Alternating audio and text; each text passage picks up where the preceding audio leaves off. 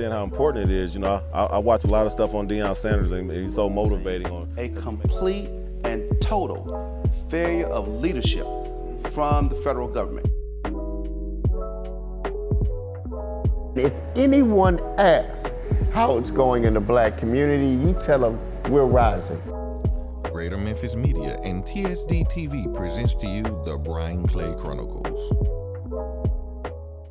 And welcome back to the Brian Clay Chronicles. And we have the innate pleasure of having a new segment on the Brian Clay Chronicles called From the Bench with Judge Tarik Sugarmon. My favorite Morehouse man. How you doing, brother? I'm doing fine, You're looking brother. well, man. You are doing as well too. I'm My trying to favorite hang brother in. from LOC. That's right. That's right. That's right. You're a surrogate of LOC because of your mother, who Exactly. was a professor, one of my favorite professors. Thank you. All time. Judge Sugarmon, you are running for juvenile court. That's correct. Why? Several reasons. To begin with, I'm a product of this community. Mm-hmm. I have a vested interest in the health and safety of our community. Mm-hmm. And I grew up in South Memphis. I lived on Walker McDowell for several years. We moved over to the Castelia area before I left in South Memphis. And then went to Washington, D.C. When I came back to Memphis after I finished law school, I moved to North Memphis. Now, I lived a short stint in the Pepper Tree Apartments. As Really? you're familiar, yes, I did. I rented a place there But for they about were 6 very months. nice back then, weren't They were very nice. And then from there, I bought a house in North Memphis, Okay. in the Greenlaw area on Looney.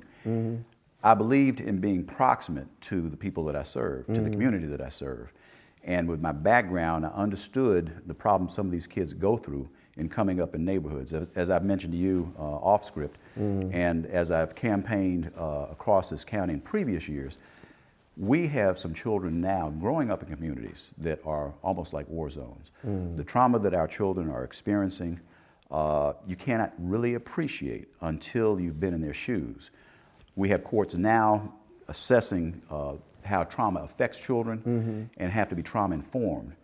I didn't have to be trauma informed. I grew up in trauma. Wow. I was a product of a family that divorced, separated. Right. I was uprooted when I finished junior high school and moved to Washington, D.C. when my mother took a job at Howard University. Right. And when coming back to Memphis, I, in representing persons charged with criminal offenses, realized that the problems started so early in their lives as children. Now, fast forward, we're now in 2022. Memphis has been determined to be the most, not by us, the most dangerous city in the country. Wow. I was ready for retirement. I have 2 grandchildren. And I took a long, hard think this past year, introspection, because we're challenged as citizens who are vested in our community and love our people, to do all that we can to try to improve the situation and circumstances our children grow up in, because they are our future. And it was for that reason that I decided that I needed to get back in the field. One of the things that I'm looking at is juvenile justice systems traditionally were set up to be restorative for children. Over the past 20 years, really beginning in the early 90s, we started shifting away, looking at criminal reform. We were reforming towards punitive situations with our courts. And that's how our juvenile court system has progressed, to be more punitive than restorative. I believe in restorative principles because I've seen it work in my life and in my practice with the citizens I've represented. And I think that our children would be better off served in a situation where they're given opportunity to restore. With that in mind, one of the things that I found very fascinating about your platform is addressing children from a psychological perspective and really delving into what happens with children when they are found doing things they're not supposed to do, breaking the law, things of that nature. Can we discuss a little bit about what you believe as far as assessments and the soft cuffing? I thought that was really, really powerful. Right. Well, we need to have an assessment center. I know the county had appropriated approximately $2 million, some of it federal money, to set up an assessment center. But it was initially for the purpose of assessing a child's risk from trauma, how much trauma has affected their lives. And again, growing up in communities where you're seeing domestic violence, rapes, other offenses Right, in the community on a daily basis. If a child is exposed to that in the formative years, then you need to assess what the effects of that trauma is in order to come up with a program of rehabilitation for that child. Right. Now, the assessment center would do that. But the other component I want is there's a gentleman here, Ken Strong, Right. who is in our community. He lectures to juvenile systems all across the country about the risk a child might pose being released too early or not being rehabilitated before being put out into the community. And that assessment is necessary in order to protect our community. Right. You still hold the child responsible and the family. That's another thing we've not been good at doing, is addressing a parent's responsibility by giving them parental training, teaching a young family, maybe a single mother or maybe two parents, but once you have an income, a steady stream of income, you still need to know how to manage it effectively. Right. So with job training, but now I'm kind of getting off subject. The assessment center would assess the child's, again, exposure to trauma, come up with a course of action. The child can be immediately released back out and given a ticket for that matter, or if it's a serious matter, they would be transported. Now, the problems broke down in transportation. We have had studies that have shown if a child is handcuffed, that stigmatizes them. They start to feel inferior, and it has a psychological effect on them. Does it break them totally, where they're leading now a life of, I don't want to say crime so much, but they're on a pattern of destruction. They start down that course where they think that this is the life they're destined to lead. And the key thing is to keep children out of the juvenile system. To the extent we can get that done, keep as many of our children out of the system and don't become a part of it, that's half the victory. The other is that those children who have committed offenses where we have to address the family situation, then we need to do that. A lot of our citizens don't realize resources that are available to them. For instance, if a family needs job training or they're having issues with transporting or getting the children to and from school, they're sending children to school that are not properly nourished or don't have the proper clothing. But these are the kind of things that impair a child's self-esteem. And so those are the kind of things that we can address, and there are all kinds of public and private and nonprofit agencies that could handle that. It's a matter of getting the family healed, because then once you heal the family, you put the child back into a safe environment and not one that is counterproductive to the rehabilitation you want to try. One of the things I wanted to ask you, you have a lot of preventative plans as judge of juvenile court. One of the other things that you discussed was the social data that needs to be collected. And I think it goes to the heart of the matter when you say a lot of parents don't know some of the resources that are here, that are available. That's correct. And we have to have a system that is data driven. We need to have the information to guide us to where our resources would be most effective in our community. For instance, if you have a child that is statistically not performing well in school, there may be some issues, latent issues. Myself, I was slow in school, as they thought.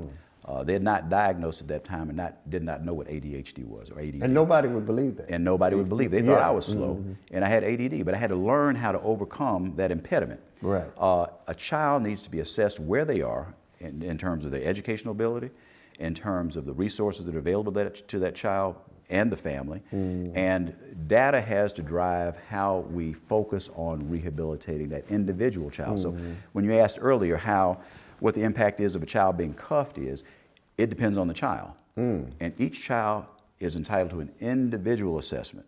That child may pose a risk of harm to his or herself, but unless you make that assessment, you can't really target what the source of the problem is. Well, maybe the argument would be, if we were at a county commission meeting, how are we going to pay for all this?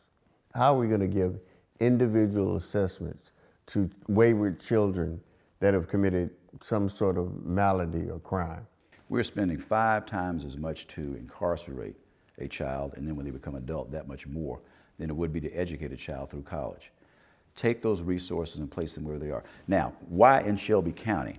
Why in Shelby County do we have the number of children being sent to be tried and sentenced as adults that outweighs any other county. There are 95 counties in the state of Tennessee. Shelby County transfers over 56% in 2014 of the children. If you added all the other 94 counties, we transfer more children to adult court to be tried as adults than any other county. Now, Nashville has turned theirs around, and they've done it without imposing an additional risk to the community at large.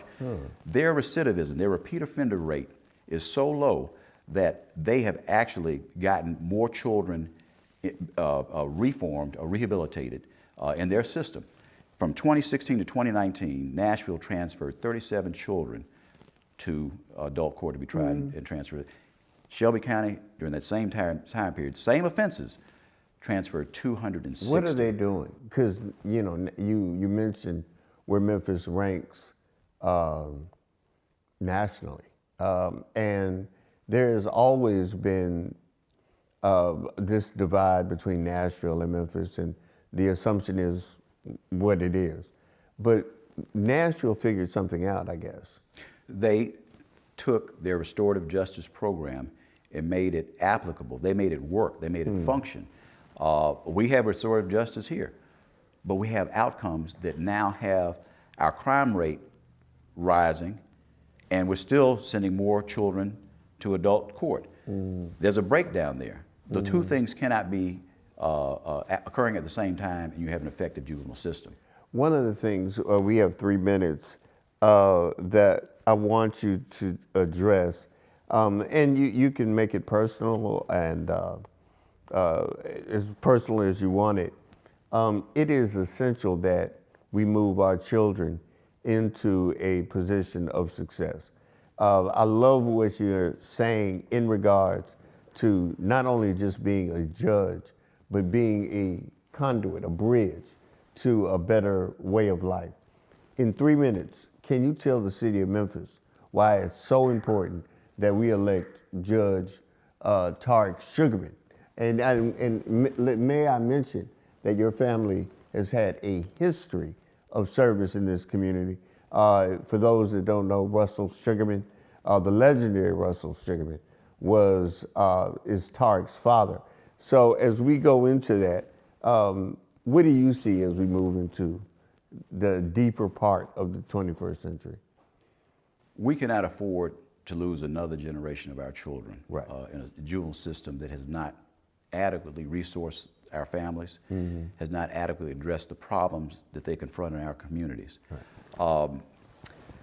The last 8 years since the incumbent has been there, and actually 2 before then, 10 years, the same children that have come through the juvenile court system either gotten on a turnstile and gotten right back out and have not gotten the rehabilitative services are the same children that have us now tagged as the most dangerous city in the nation.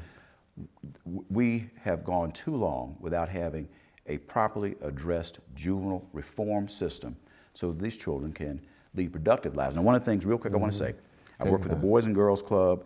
I've been on First Tee Junior Golf when it was before it became a and I've been on several other boards working with children. I personally took a welding class because I wanted to talk to kids that are in school but haven't decided to go to college. Every child, and I heard the earlier segment, every child deserves the opportunity to have a working and living wage. And I was talking to kids about welding because I've done it. I don't tell them what I want them to do, think they can do.